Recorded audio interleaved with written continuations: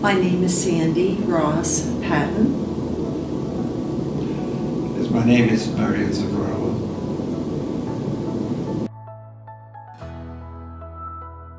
One of my major area of practice is patient presenting with brain strokes, and subarachnoid hemorrhage is part of the brain strokes.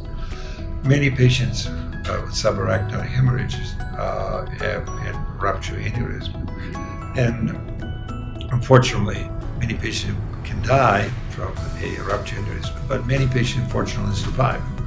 And the major problem for the patients surviving hemorrhage is long-term recovery. And they are in the hospital. We provide as much support as we can in the hospital. And it looks like they do great, but at the end of the day, they look really good, but they don't feel well. And this concept of not feeling well has been always in the back of my mind, how we can make the recovery better. And one of the possible, not the only solution, of course, one of the possible solutions is to have somebody who has the same experience, better experience, helping you in navigating you through this difficult time and try to overcome the problems. So the support group became a project of mine, and in the late 90s, early 2000, I started more seriously thinking how I can do it until I met Cindy. And Cindy was a patient of mine in early 2001, and she experienced a subarachnoid hemorrhage, and she and I had a very frank conversation with Cindy. I'm sure remember well, and I will ask you, Cindy, just to tell Kayla Yes. about our conversation. I was in the follow-up with Dr. Zuccarello, and I had been on the computer and researching and trying to find some place that I could go and talk to people who had experienced the same thing. When it's in your brain, my husband said it best when I got out of the hospital: you look okay, you walk okay, you talk okay, but people aren't going to know you are not okay. And I was not okay. I had no sense of time. I had no initiative. And when I followed up in one of my meetings with Dr. Zuccarello, an appointment, I asked him point blank, isn't there a support group for people who've had this? And that's when he told me he knew of one in Boston. I was able to go to that meeting in Boston, and for the first time, I felt like, oh, I am with people who understand what it's like to be in your body and think everything's different. And I have to add one more piece of information about this. Cindy was in my office, and she was complaining correctly, so reporting rather than complaining.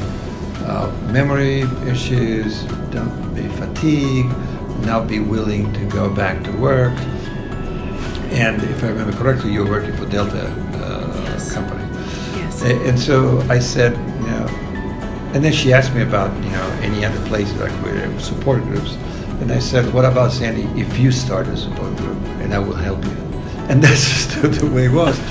Since she worked for Delta, you have some tickets, I remember, and they access at least the tickets. Said, okay, go to Boston, like you said, where they have a support group, and that's the way we started. My company was very, very supportive of me because I literally had been carried out of the office as a result of my hemorrhage, and they were very supportive. I was able to go to Boston. When I came back, I gave it a lot of thought, and I think I wrote Dr. Zuccarello a letter and said, yes, I will work on this, and that was the beginning. It's just the fact that I still get emotional. You're able to talk to somebody who says, I know what you're feeling. That means so much. I'm sorry.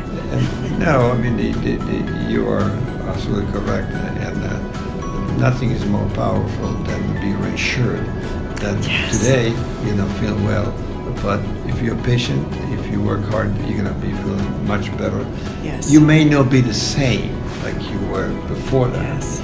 not 100%, but very, very close, Yes. as close as possible. And the support group benefited tremendously of two other ladies. There were two nurses working for the Cincinnati Stroke team. Yes. Nurses, both very committed to patient care, both Yes. very committed to improve the recovery of any patient with any strokes. Yes. And they were incredible. That they just did the impossible Yes. to help us in building the support group. And then, of course, there came as always, financial aspect of that, which we went through. A few hoops with the Yes. Ohio, and the state of Ohio rather, and the state of Kentucky. We had a grant for the state of Kentucky just to jumpstart Yes.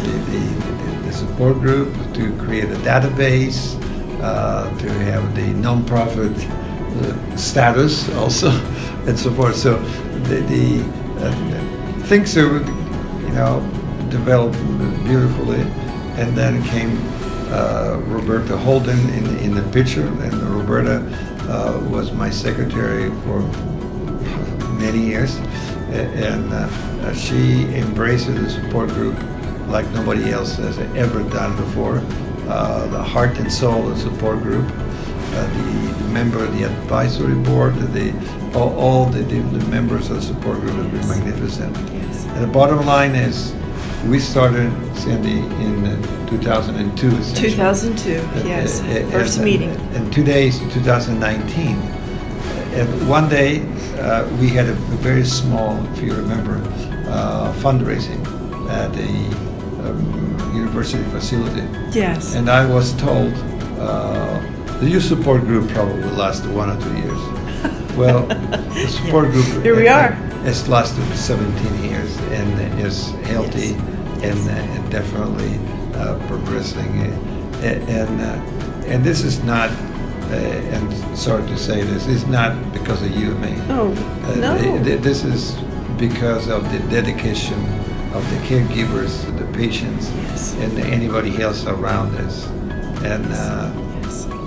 and this is the best project that I remember in the past 20 years.